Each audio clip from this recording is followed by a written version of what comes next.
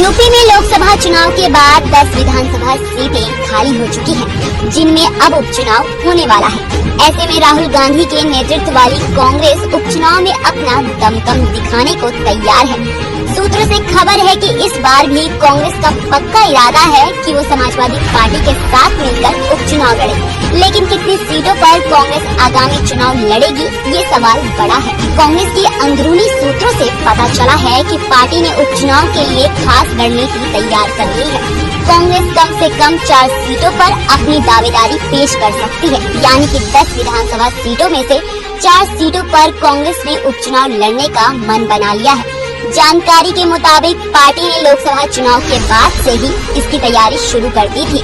जहां जहां इंडिया गठबंधन सीट की जीत हुई थी, वहां कांग्रेस नेता धन्यवाद कार्यक्रम का भी आयोजन कर रहे थे।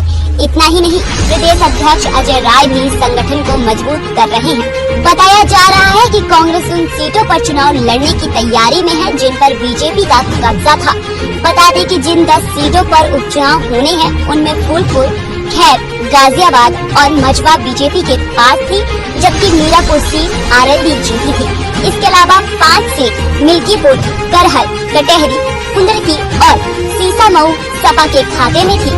2019 के लोकसभा चुनाव में कांग्रेस को यूपी से महज 1 सीट पर ही जीत मिली थी, लेकिन इस बार उसने 6 सीटों पर अपना परचम लहराया। साथ ही उसके वोट प्रतिशत में भी काफी इजाफा देखने को मिला है।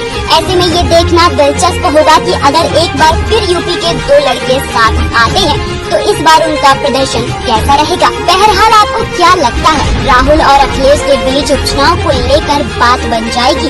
और अगर वो दोनों साथ मिलकर चुनावी ताल ठोकते हैं तो इससे बीजेपी को कितना नुकसान होगा? साथ ही हमें ये भी बताएं कि अगर कांग्रेस 4 सीटों पर चुनाव लड़ती है तो उसे कितनी सीटों पर जीत मिलेगी।